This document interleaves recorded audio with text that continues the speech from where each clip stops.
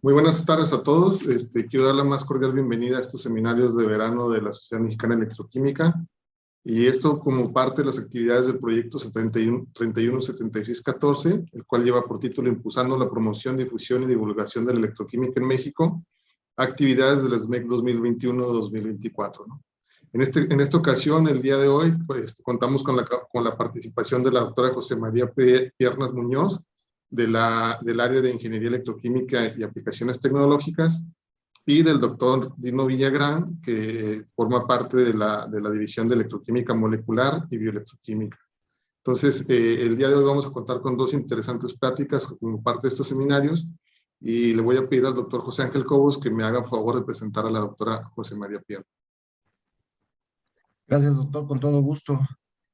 Bueno, pues es para mí un honor poderles presentar en este seminario a la doctora María José Pierna Muñoz, que es investigadora Juan de la Cierva, del Departamento de Química Inorgánica de la Universidad de Murcia, murciana de nacimiento, que estudió su carrera de química y también su maestría en química, también ahí mismo en Murcia, y posteriormente salió a hacer sus estudios de doctorado en Ciencia y Tecnología de los Materiales en el Centro de Investigación SIC, Energy John, y la Universidad de París, del País Vasco, perdón, en el 2016. También, bueno, se ha centrado en el desarrollo de nuevos materiales, principalmente para el almacenamiento de energía electroquímica, en particular en el estudio del azul de Prusia.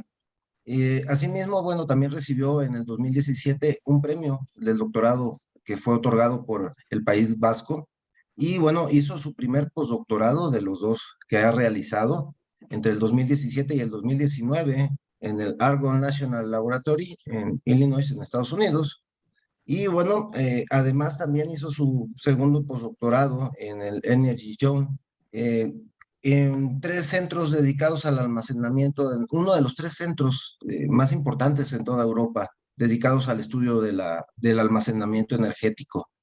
Y bueno, enfocándose principalmente en esta parte. Actualmente ya se encuentra trabajando en la Universidad de Murcia y bueno, se encuentra ahora desarrollando nuevos metalofármacos para el tratamiento de anticancerígenos, y bueno, además también se encuentra impartiendo las cátedras de química inorgánica. Es autora de 18 artículos y un libro con más de 360 citas, y ha participado en una gran cantidad de proyectos nacionales e internacionales. Además, también ha sido beneficiada por un múltiple número de becas de investigación, y bueno, actualmente se encuentra contratada como en la cátedra de Juan de la Cierva por incorporación, y que se encuentra financiada por el Ministerio de Ciencia e Innovación del Gobierno de España. Bueno, en esta ocasión nos va a charlar acerca de la importancia que tiene el litio, y en particular la parte electroquímica en la generación de nuevos métodos para el almacenamiento de energía, que puede provenir de distintos tipos de fuentes, ¿no? Podrían ser fuentes principalmente renovables, y tratando de evitar también el uso de ello, de los combustibles fósiles, que bueno, como todos sabemos, nos lleva a una gran cantidad de desventajas. Pues bueno, cedo la palabra a la doctora María José, la cual no es un gusto tenerla aquí. Muchísimas gracias, doctor, por la introducción y buenas tardes a todos. Con su permiso voy a comenzar a compartir pantalla. ¿Ven ustedes perfectamente la presentación? Sí, doctora. Pues entonces comienzo. Pues en primer lugar me gustaría darles las gracias a la Sociedad Mexicana de Electroquímica por invitarme a participar en estos seminarios de verano que ha organizado, y en especial al doctor José Ángel Cobos Murcia y al presidente del comité ejecutivo, el doctor José Cabral Miramontes. Como el título indica, la presentación va a tratar sobre materiales de bajo coste para su aplicación en baterías de ion litio y más allá.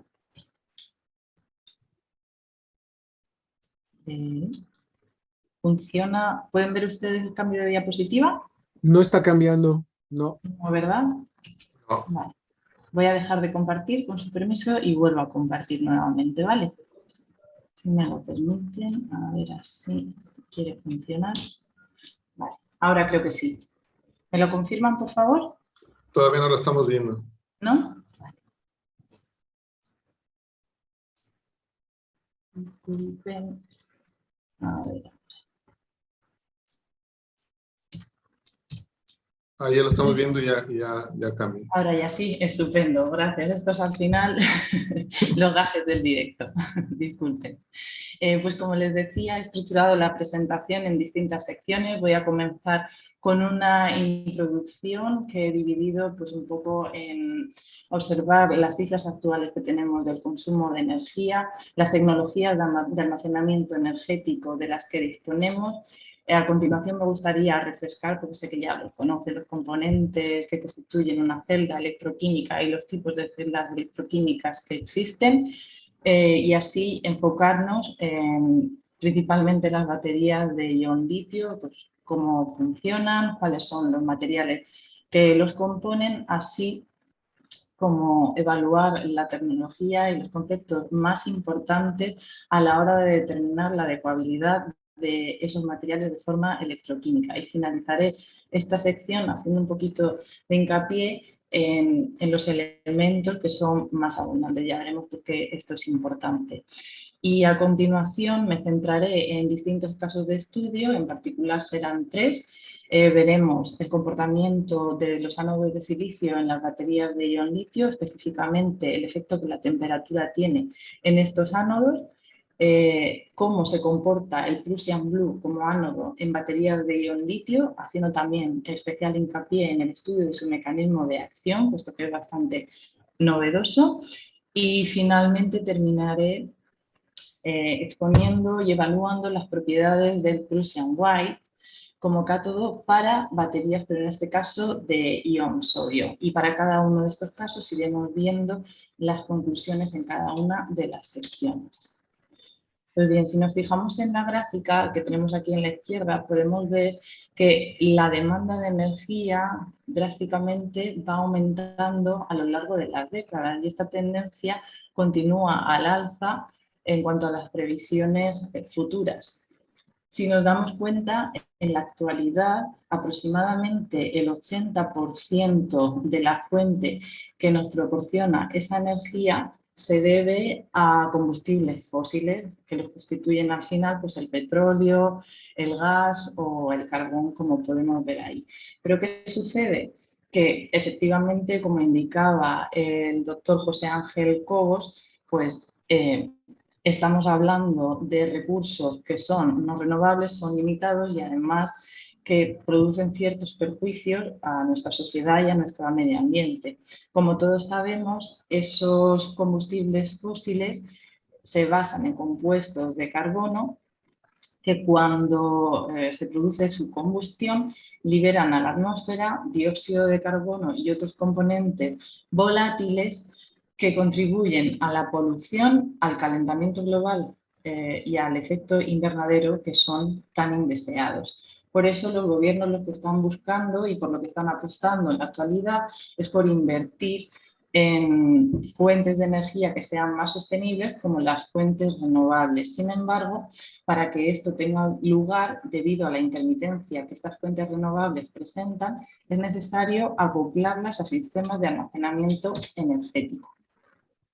Los sistemas de almacenamiento energético pueden clasificarse en función de la forma de energía que almacenan y según esto pues puede ser magnética, mecánica, térmica y electroquímica. No obstante, me gustaría hacer hincapié en que ninguna tecnología de almacenamiento de energía eléctrica puede por sí sola cumplir con todos los requisitos para todas las aplicaciones. Sin embargo, hay algunas que se pueden adaptar a muchas de ellas y este es el caso de las baterías recargables, que se englobarían dentro o se enmarcarían dentro de las tecnologías de almacenamiento energético electroquímico. ¿Por qué? Bueno, pues las baterías recargables presentan una potencia y una energía específica moderada y además entre sus otros beneficios encontramos que son portátiles, a diferencia de otros sistemas, presentan un principio operacional simplificado, como veremos más adelante, así como un corto periodo de construcción.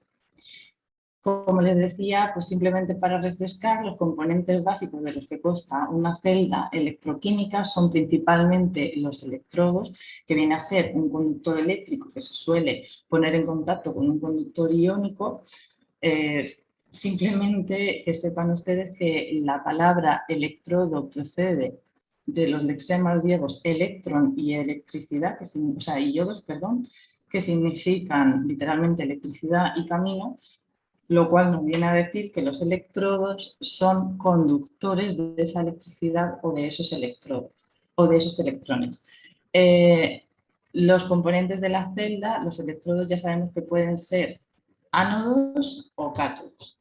Y el segundo componente imprescindible es el electrolito. Ese electrolito es un conductor iónico o una sustancia que produce un medio iónicamente conductor tras ser disuelto en agua o en algún otro disolvente, como son el caso de las sales de litio o las sales de sodio para las baterías de ion litio y baterías de ion sodio respectivamente. Bueno, luego hay un par de términos que se utilizan generalmente indistintamente, aunque sí que son ligeramente distintos, y son los conocidos como celda electroquímica, que se compone de dos electrodos que están separados por al menos un conductor iónico, y la batería. En este caso, aunque ya he dicho que se pueden utilizar generalmente indistintamente, no son exactamente igual. La batería en realidad se compone de dos o más celdas electroquímicas. Pero bueno, a mí me van a permitir utilizarlo, si no les importa, como he dicho, indistintamente. La celda, entonces, se compone de dos electrodos y el electrolito. Y su función principal es la de convertir la energía química en eléctrica. Si recuerdan, existen dos tipos de celdas electroquímicas. Están las celdas primarias, cuya reacción redox o de oxidación-reducción es irreversible, y un ejemplo de ellas sería la pila de Volta o la de Daniel. Aquí podéis ver la pila de Daniel, que consta básicamente de un ánodo de zinc que se oxida a zinc 2+, esos electrones se transfieren al cátodo, en el que tendrá lugar la reducción, de forma que el sulfato de cobre se irá reduciendo y formando más cobre en la superficie de este cátodo de cobre. Por otra parte, para lograr una electroneutralidad, veremos cómo los iones cloruro del puente salino se desplazarán hacia el tanque de sulfato de zinc, mientras que los iones potasio lo harán hacia el tanque de sulfato de cobre. El otro tipo de celda electroquímica es la conocida como secundaria. En este caso, la reacción redox es reversible. A diferencia de las primarias, estas pilas pueden ser recargadas en numerosas ocasiones. Es decir, las primarias se utilizan y se desechan, las secundarias se utilizan y se vuelven a reutilizar. Como ejemplo de baterías secundarias tenemos las de plomo ácido, las de níquel cadmio, litio-ion. Y en esta imagen pueden ustedes ver un ejemplo de pila de plomo ácido. En este caso, en el ánodo se produciría la oxidación de plomo a sulfato de plomo en presencia del electrolito de ácido sulfúrico, mientras que en el cátodo tendría lugar la reducción de óxido de plomo a sulfato de plomo. Sin embargo, podemos conseguir invertir estos procesos si conectamos y cargamos o recargamos esta batería.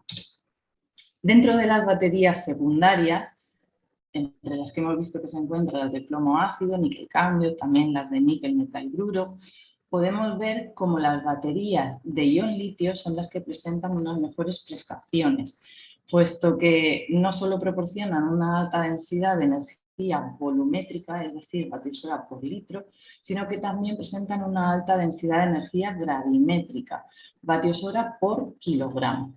De ahí que las baterías de ion litio actualmente dominen el mercado de los dispositivos electrónicos portátiles, como son pues, los teléfonos móviles que utilizamos, las tablets, nuestros ordenadores portátiles, así como que estén siendo implementados en otras tecnologías como los vehículos eléctricos y otras aplicaciones de almacenamiento energético como la energía de red.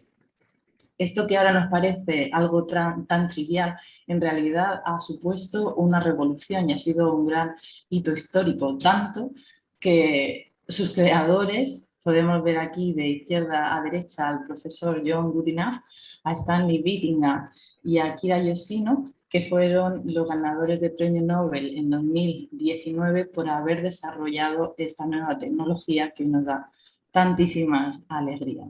Y bueno, hablando tanto de baterías de ion litio, pues ¿cómo funcionan estas baterías? Básicamente las baterías de ion litio se pueden considerar como baterías de balancín o de mecedora. ¿A qué me refiero con esto? A que los iones litio, como su propio nombre indica, van a viajar de un lado al otro entre ambos electrodos. Así, durante el proceso de carga, el cátodo se va a oxidar liberando electrones y el ánodo va a aceptar esos electrones reduciéndose. En este caso, los iones litio viajan del cátodo al ánodo a través del electrolito y los electrones también lo hacen a través de un circuito externo. Y el proceso de descarga se producen las reacciones inversas. Así, en el ánodo se liberarán ahora los electrones oxidándose mientras que en el cátodo se aceptarán los electrones de forma que se reducirá. Los iones, en este caso de litio, viajan ahora del ánodo al cátodo a través del electrolito y los electrones también lo harán a través de un circuito externo. Bueno, y habiendo visto el funcionamiento de las baterías de ion litio, pues obviamente tenemos que pasar a ver cuáles son los materiales que generalmente o comúnmente componen a estas baterías. Pues en el tema de cátodos principalmente son materiales denominados de intercalación, entre los que encontramos los óxidos laminares, las espinelas y los compuestos polianiónicos. Y aquí podéis ver entre paréntesis un ejemplo más representativo de cada uno de ese tipo de material. Se denominan de intercalación porque los iones litio se van a insertar, se van a intercalar, por ejemplo, los óxidos laminares, creo que se ve muy facilito, entre esas láminas o esos poliedros de octaedros de óxido de cobalto. Aquí me gustaría hacer hincapié pues eso, en que al final es inserción o desinserción de litio y lo que está teniendo lugar es una transformación en el estado de oxidación del metal y aunque conlleva cierta reorganización de la estructura, podríamos considerar que en los materiales de intercalación la estructura se mantiene. Otra cosa importante que me gustaría destacar también de estos distintos materiales catódicos es la diferente dimensionalidad del transporte de litio que presentan. Así, por ejemplo, esta dimensionalidad es bidimensional en el caso de óxidos laminares, tridimensional en el caso de espinelas y monodimensional en el caso de los polianiones. A modo de ejemplo, pues aquí podemos ver los ejes, tenemos el eje A, B y C y efectivamente podemos ver que los iones litio serían capaces de difundir a través del eje A o a través del eje B, que sería este. No así a través del eje C, porque estarían impedidos por la presencia de esas láminas formadas por los octaedros de cobalto unidos y vértices de oxígeno. En cuanto a los materiales anódicos, podemos clasificarlos en distintos tipos. Hay algunos que se alean con el litio, dando lugar a aleaciones y permitiendo la inserción de más de un litio por fórmula unidad y más de un litio por ese material. Luego encontramos también los de inserción o intercalación, que vendrían a ser los equivalentes a los que acabamos de ver como materiales catódicos, entre los que nos encontramos el óxido de titanio y el grafito. El grafito, de hecho, es el material por excelencia, el ánodo por excelencia de las baterías de ion litio y como podemos ver su estructura al final es laminar, tenemos una configuración hexagonal compacta de los átomos de carbono que se unen formando esas láminas de grafito y que estarían conectadas a otras láminas mediante enlaces de Van der Waals a una distancia de 0,34 nanómetros y esta distancia obviamente permite que entre lámina de grafeno y lámina de grafeno que conforma el grafito se pueda insertar el litio. Y finalmente, pero no por ello menos importante, y me gustaría resaltar también este tipo de ánodos, están los ánodos de conversión. Me gustaría resaltarlo porque más adelante veremos algún ejemplo de estos. En las reacciones de conversión, al final tenemos un material binario, puede ser un óxido, puede ser un nitruro, y ese óxido de metal de transición o ese nitruro de metal de transición acaba reduciéndose completamente a nuestro metal en estado de oxidación cero y generando pues, la especie correspondiente, por ejemplo, de óxido de litio o nitruro de litio. Antes de continuar, me gustaría comentar cierta terminología que considero que es bastante importante y es que entre los parámetros más necesarios para evaluar la adecuabilidad de los materiales en baterías nos encontramos el voltaje y la capacidad. El voltaje viene determinado al final por el potencial eléctrico, potencial químico de los electrodos que componen dicha batería, o sea, al final el del cátodo y el del ánodo. Y la capacidad viene a ser la corriente suministrada por la celda por unidad de masa o volumen de un material estudiado y suele expresarse generalmente en miliamperios hora gramo. Esta capacidad puede ser reversible o irreversible. Sería reversible cuando exclusivamente se debe a los procesos de intercalación y desintercalación y sería irreversible cuando se están produciendo pues, reacciones secundarias que al final consumen dicha capacidad y hace que sea imposible de recuperar. Voy a intentar reproducir el vídeo y espero que se vea bien. Y nada, simplemente para volver a resaltar que cuando se produce... Uy, vaya, perdonad. Cuando se produce la descarga, los átomos de litio se desplazan de ánodo a cátodo, igual que los electrones, mientras que la carga es a la inversa, de cátodo a ánodo.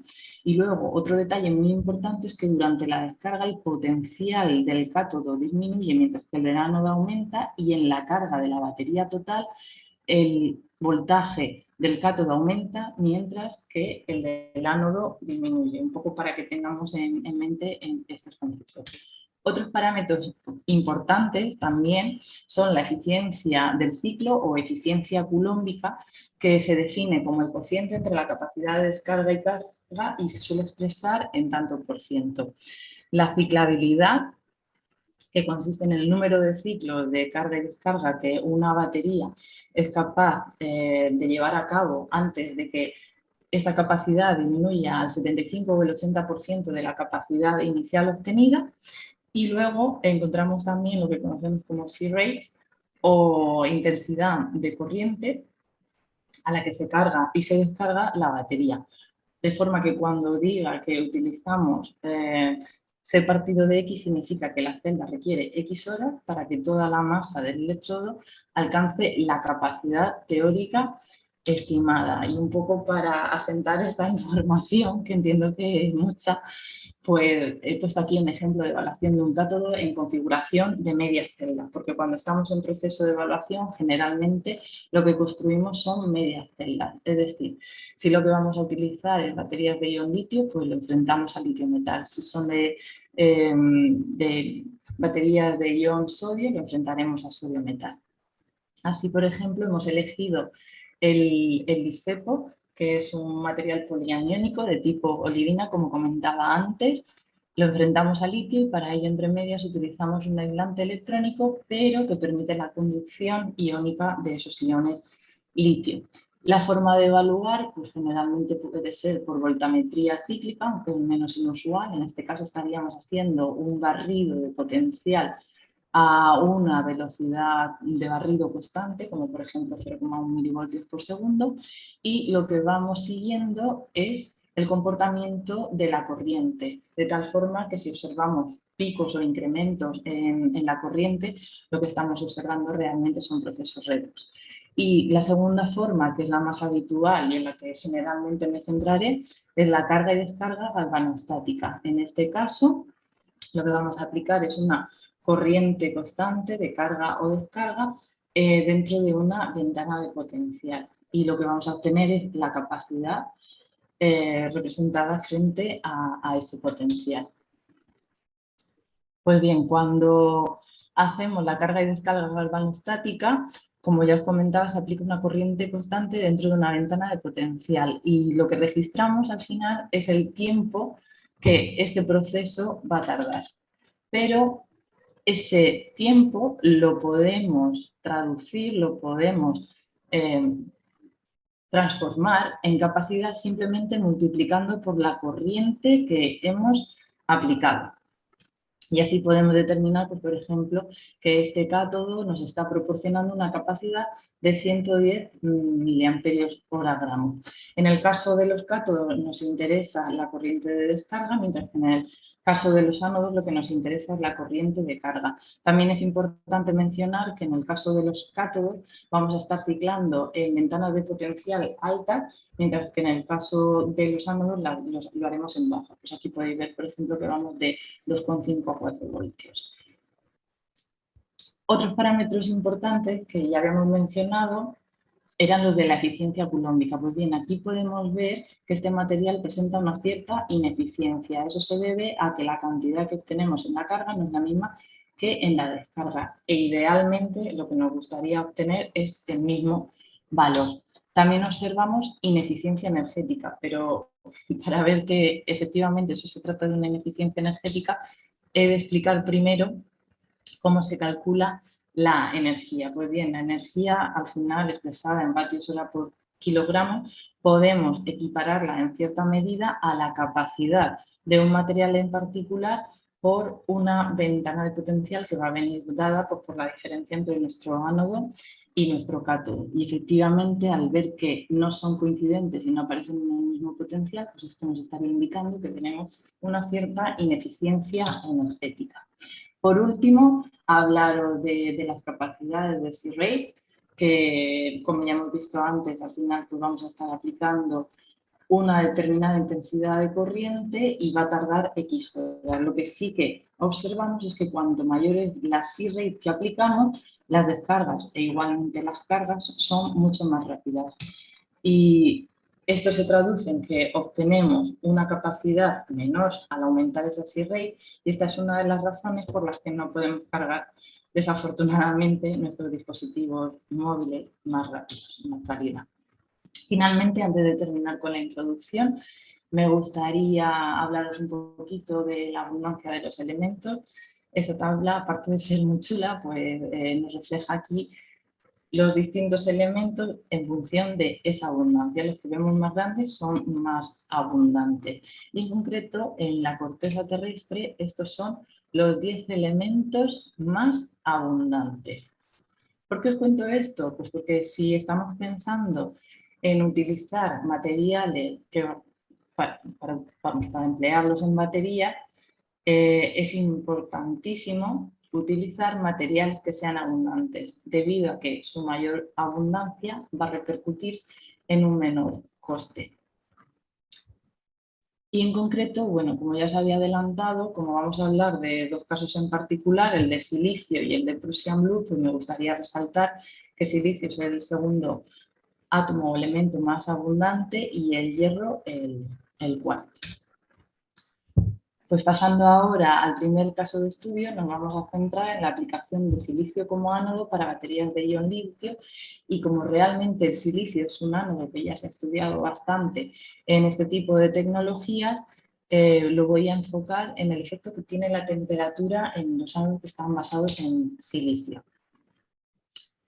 El silicio está considerado como un ánodo de próxima generación muy prometedor para aplicaciones en vehículos eléctricos. A pesar de que el grafito posee unas propiedades excepcionales y, como ya he dicho, es el ánodo estrella de las baterías de ion litio, pues se siguen evaluando algunos ánodos como alternativa debido a que seguimos necesitando densidades energéticas o energías, recordad que acabamos de ver que dependen de la capacidad y del voltaje, que sean mucho más altas.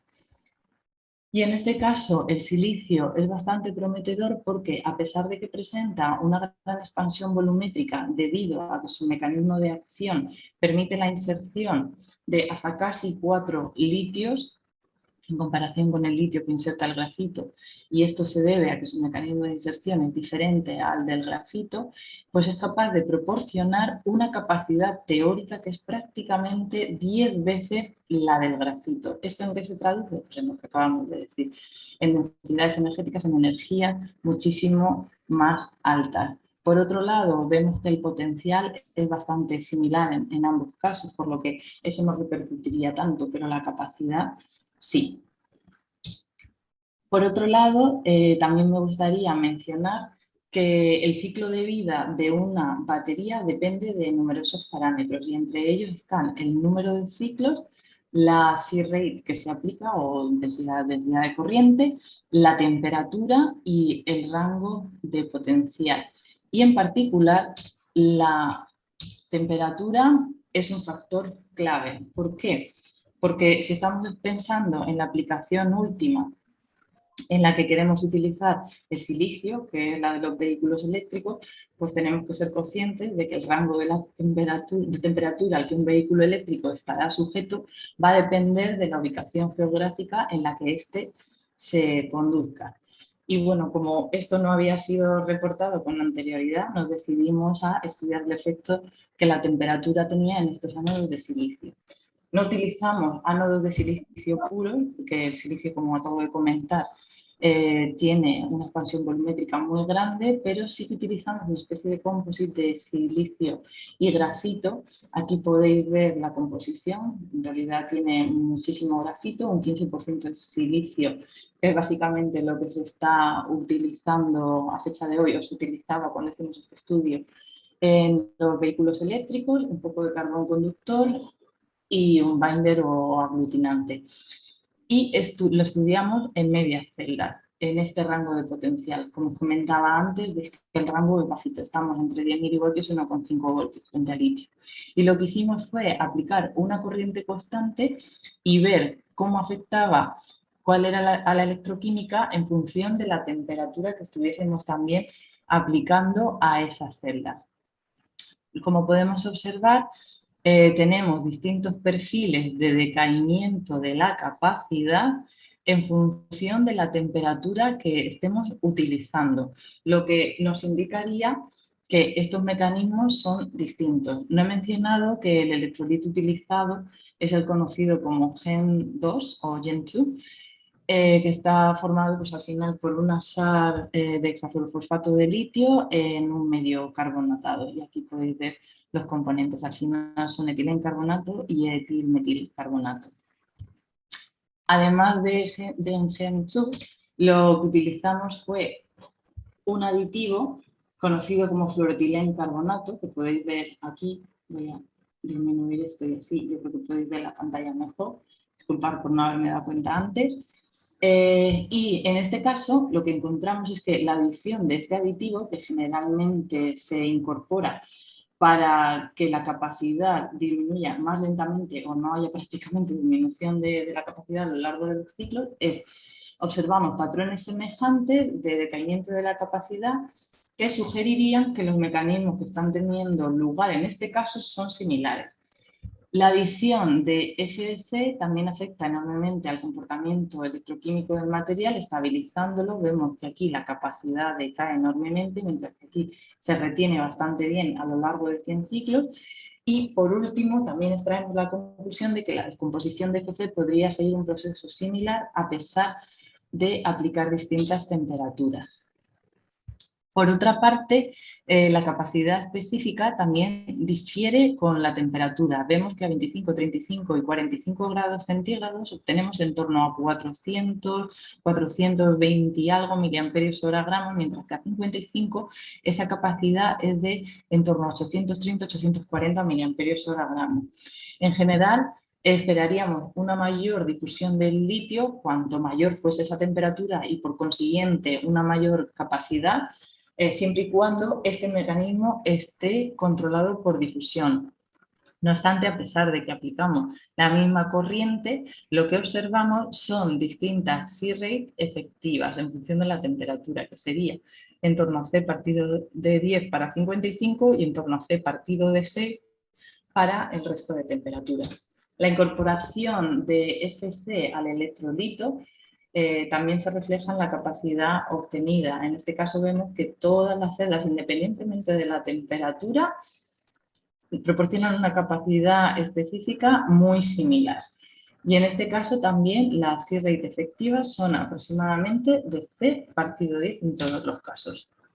Para intentar buscar una explicación a este fenómeno en el que en ausencia de FC estos electrodos son sensibles a la temperatura, mientras que en presencia de FC no son sensibles a la temperatura, realizamos una serie de test HPPC o de caracterización de potencia de pulso híbrido. Si nos fijamos aquí en el 40-50% de la descarga, que es cuando termina el criterio de final de vida, para 25 y 35, después no podemos irnos, podemos observar que la temperatura afecta indudablemente a la resistencia de la celda. Sin embargo, con FC los valores de la resistencia permanecen prácticamente inalterados al variar la temperatura y además la presencia de FC hace que esa resistencia decrezca drásticamente en comparación a cuando no se añade dicho aditivo. Visto esto, nos decidimos también a estudiar el mecanismo de reacción y lo que hicimos fue ciclar electrodos 5 veces, o sea, cargar 5 veces, y entonces una vez realizado esto los extrajimos y realizamos distintos estudios con distintas técnicas. Mediante Raman, lo que conseguimos ver es que tanto en Gen2 como en Gen2 con FEC el silicio cristalino y el silicio amorfo están presentes en la muestra original. Sin embargo, cuando no tenemos presencia de FC, algunas trazas de silicio cristalino se detectan aún en las celdas que se ciclan a 25, 35 y 45 grados y los silizuros de litio se forman y aparecen aproximadamente a 445 centímetros a la -1, se observan en todos los electrodos ciclados, siendo el grado de litiación por la presencia de estas bandas mayor a 55 grados. Por el contrario, cuando se incorpora FC al electrolito, casi ninguna traza de silicio cristalino se detecta en los electrodos ciclados y lo que sí que observamos en todos ellos, y prácticamente con el mismo grado de litiación, es silicio amorfo, una mezcla de silicio amorfo y de silicuro de litio, independientemente de la temperatura a la que se hayan testado. Por infrarrojo distinguimos con Gen2 vibraciones a 834 y 1270 correspondiente a trialquilsilano y bueno, a las vibraciones CH también del metilsilano en todos los electrodos ciclados, aunque estas intensidades veíamos que aumentaban al aumentar la temperatura. Y únicamente en aquellos electrodos ciclados a temperaturas mayores de 45 grados aparecían dos bandas a 1031 y 1741. La primera podría corresponder, podría asignarse a la vibración silicio-signo-silicio de los silosanos o carbono-oxígeno y la segunda a especies que contienen carbonilo. En cuanto a los electrodos ciclados en presencia de FC, las vibraciones a 834 y 1270 se detectan a todas las temperaturas.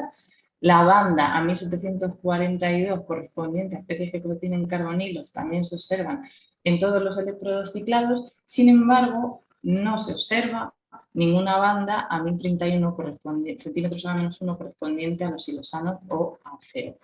Por último, también evaluamos la evolución de estos electrodos ciclados mediante microscopía electrónica de barrido y lo que pudimos observar en las secciones transversales fue que el espesor del electrodo aumentaba con la temperatura, Esto nos indicaba que la expansión volumétrica del silicio aumenta con la temperatura. Y también pudimos determinar que la superficie del electrodo se deteriora al incrementar la temperatura. Sin embargo, en presencia de FC, vemos que el grosor del electrodo se asemeja en todos ellos, independientemente de la temperatura aplicada, siendo aproximadamente la mitad más delgado que los obtenidos en los electrodos ciclados sin FC. Y luego también la superficie del electrodo se deteriora de forma análoga independientemente de la temperatura testada, lo cual también concuerda con los resultados electroquímicos que hemos visto antes. Si recuerdan ustedes, la capacidad era exactamente o prácticamente igual para todas las temperaturas en presencia de FC. Para resumir, me gustaría concluir esta parte de este caso de estudio. Nada, simplemente decir que los ánodos de silicio y grafito para baterías de ion litio sin FC encontramos que la temperatura afecta a la electroquímica, lo que sugiere un diferente mecanismo de decaimiento. También la capacidad observada es distinta en función de la temperatura, observándose estos cambios principalmente debido a cambios en la resistencia. La temperatura también tiene un impacto, como hemos visto, sobre las fases o las especies que hay presentes en el electrodo y en la morfología del mismo. Y por otro lado, la incorporación de FC al electrolito reduce significativamente la resistencia de la celda, así como la sensibilidad a la temperatura. No se observan grandes diferencias en las fases o especies formadas ni en la morfología, independientemente de la temperatura. Es decir, sin FC la temperatura afecta, con FC la temperatura no afectaría. Y me van a permitir que nos conduzcamos ahora hacia la utilización del Prussian Blue como ánodo para baterías de ion litio.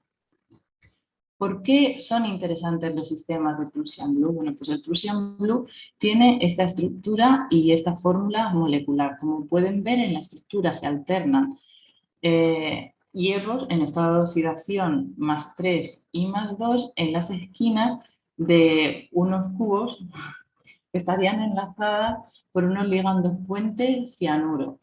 Estas disposiciones se distribuyen a lo largo de las 3 dimensiones del espacio, generando esta estructura de carácter tridimensional y cúbico. Y como podemos ver, la distancia de hierro a hierro es de aproximadamente 5,1 Armstrong, lo que permite la inserción de iones, como por ejemplo pueden ser pues, los iones metales alcalinos de tipo litio, sodio o potasio.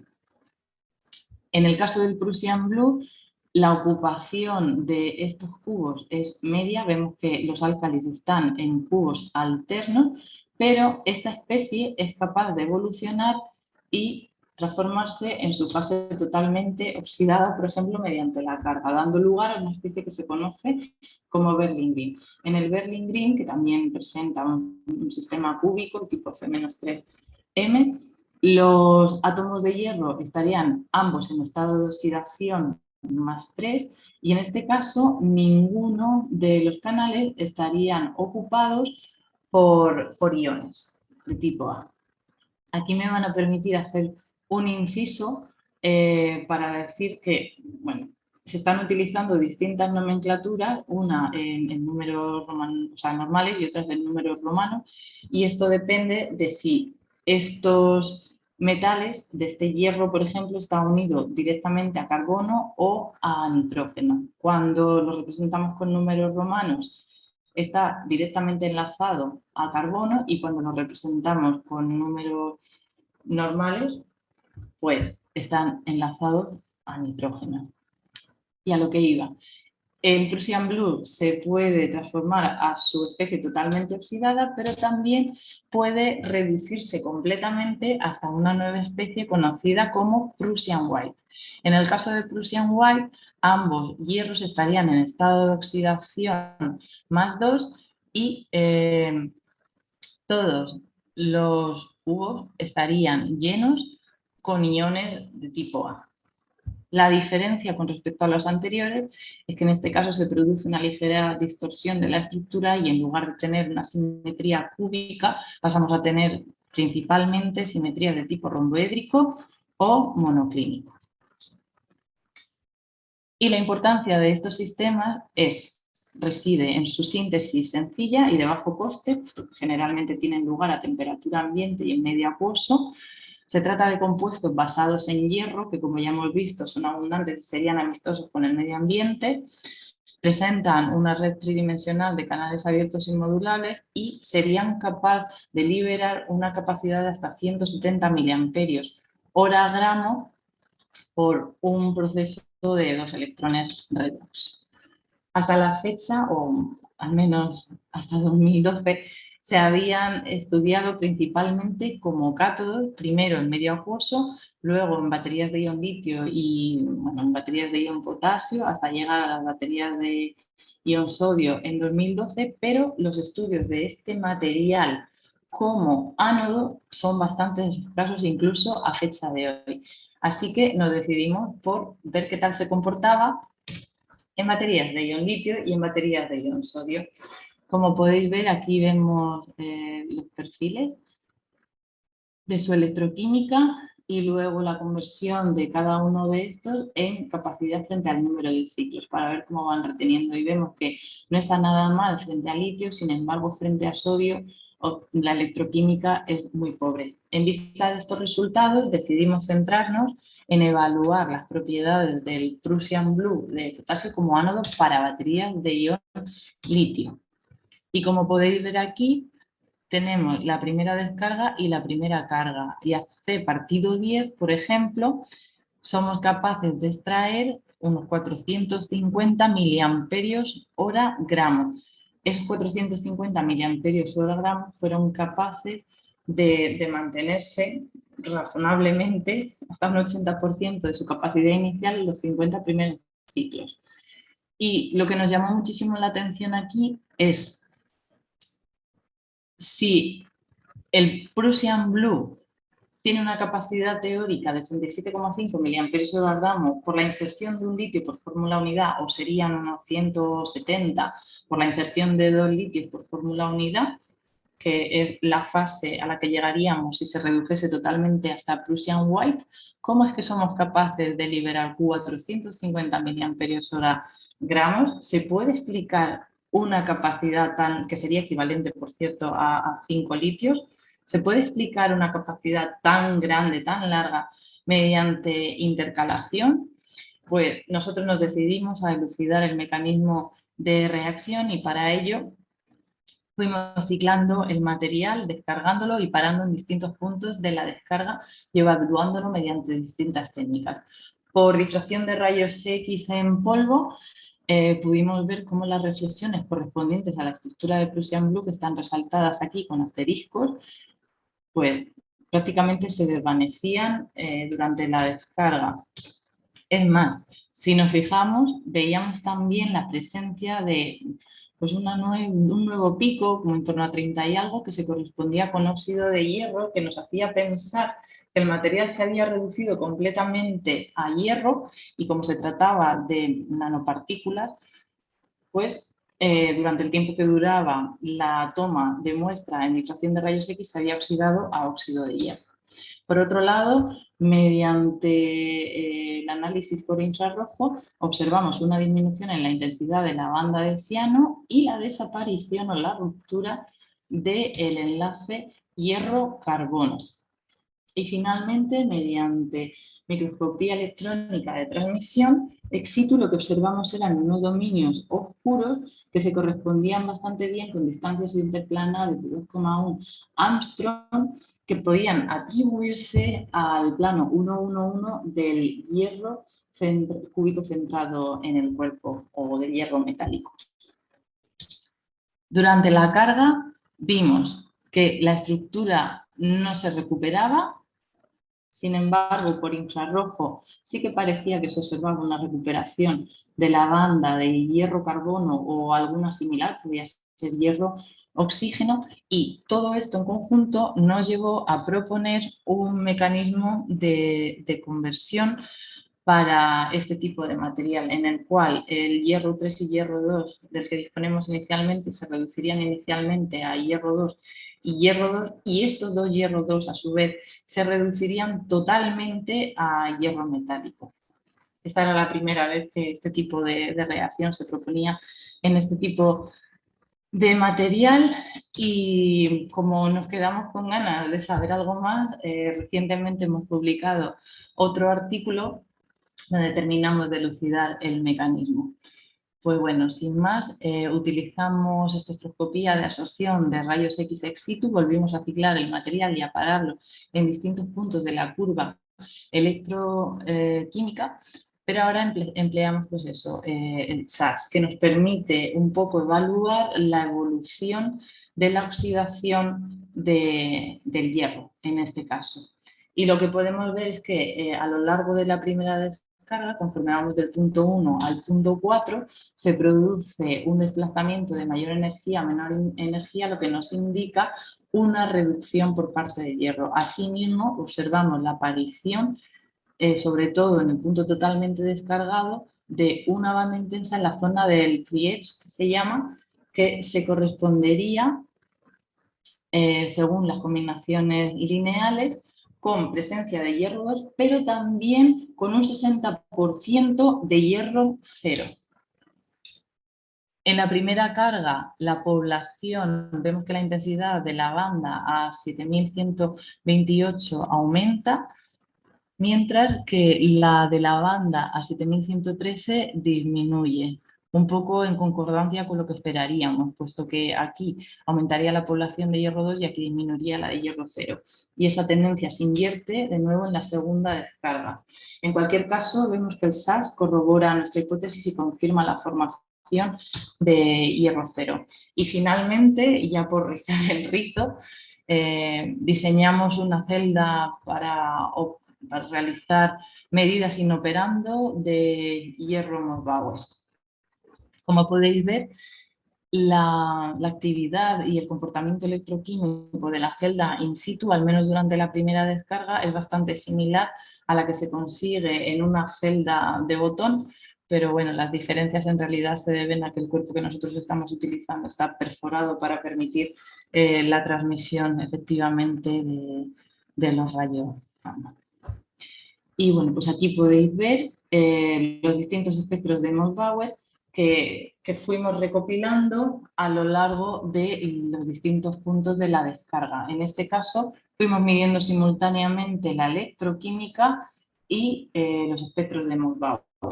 Inicialmente vemos que nuestro material consta de dos componentes, una correspondiente al hierro 2 de bajo spin enlazado a carbono y otra correspondiente al hierro 3 de alto spin enlazado a nitrógeno. Pero conforme vamos reduciendo el voltaje, vemos que algunas de estas componentes disminuyen y hay otras nuevas que van apareciendo. Por ejemplo, la de hierro 2 enlazado a nitrógeno de alto spin, lo cual tiene sentido porque vamos pasando de Prussian Blue a Prussian White. Y ya hemos visto que en el Prussian White ambos hierros están en estado de oxidación más 2. Bueno, pues conforme seguimos reduciendo, se van formando nuevas especies que nosotros hemos asignado al poco inusual hierro 1. Vemos que se formarían dos especies distintas. Y no contentos con eso, finalmente observamos también la formación de nanopartículas de hierro 0 en la superficie. Esta diapositiva recogería la evolución de esos distintos hierros y tal como decíamos, pues eso, partimos de como un 50% de hierro 2 enlazado a carbono de bajo spin en azul y hierro 3 enlazado a nitrógeno de alto spin. Conforme se va consumiendo el hierro 3 de alto spin enlazado a nitrógeno, se va formando ese hierro 2 de alto spin enlazado a nitrógeno también. Este hierro se va consumiendo conforme continuamos descargando, en favor de la formación de una nueva especie que ya hemos dicho que asignamos a hierro 1. Y luego, en paralelo, diríamos que a mitad de ese proceso vemos también cómo la población de hierro 2 enlazado a carbono de bajo spin va reduciéndose, generando una nueva especie de hierro 1. Y finalmente, parte de estos hierros 1 permitirían formar nanopartículas de hierro superficial. Por último, pues también estudiamos el mecanismo de carga porque nos parecía interesante y vimos que esas especies de hierro 1 inusuales se seguían manteniendo. De hecho, una de ellas incrementa su porcentaje a lo largo de la carga y vemos como las nanopartículas de hierro, su población se ve mermada a lo largo de la carga, mientras que las otras de hierro 1 morado y hierro 2 aumentarían ligeramente.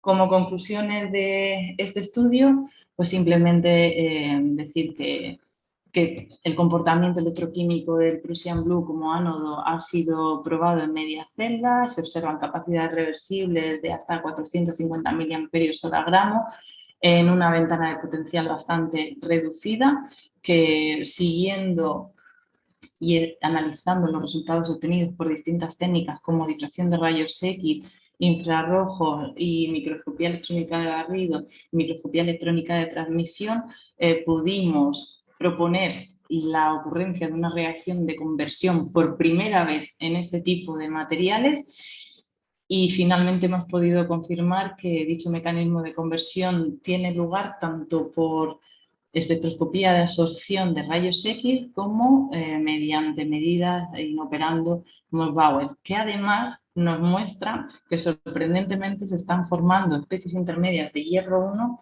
durante la litiación antes de que se produzca una reducción total al hierro 0. Y no contentos con ello, estas especies de hierro 1 juegan un papel también muy importante en el proceso de carga. No sé si tengo tiempo para hablar del último caso de estudio o voy ya un poco justa. Sí, creo que sí estamos un poco justos ya, doctora.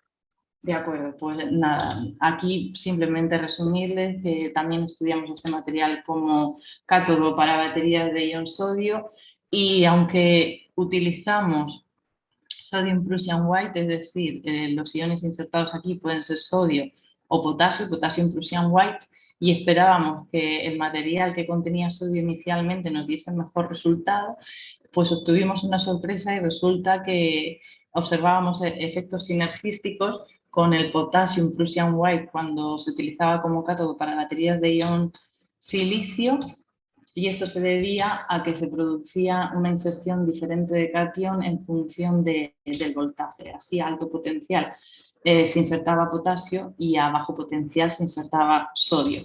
Y esto se traducía incluso en una mejor retención, probablemente debido a esa naturaleza sinergística de este material. Nada, y con eso termino. Finalmente, pues darle las gracias a quien ha financiado pues, todos estos proyectos, los proyectos ETORTEC 10 de CIC Energigune, ETORTEC 14 de CIC Energigune, el Gobierno vasco y también el proyecto Linavad, financiado por el Ministerio de Economía y Competitividad del Gobierno de España. Agradecer también al Gobierno vasco la concesión de la ayuda correspondiente para mi beca predoctoral, así como a Argo National Lab y al Departamento de Energía de los Estados Unidos por su apoyo financiero y también, por supuesto, al CIC Energigune y a la Universidad del País Vasco, donde pude desarrollar también parte de esta investigación. Y también a todos vosotros por su atención. Y sin más, si les parece, dejo de compartir o, bueno, si tienen alguna pregunta, pues estaré más que encantada de intentar solucionársela. Gracias. Yo creo que estaremos teniendo tiempo quizás para una pregunta, doctor José. Vamos a leer las que están en el chat, doctor. Sí tenemos tiempo, empezó un poquito retrasada el tiempo la doctora. Ok.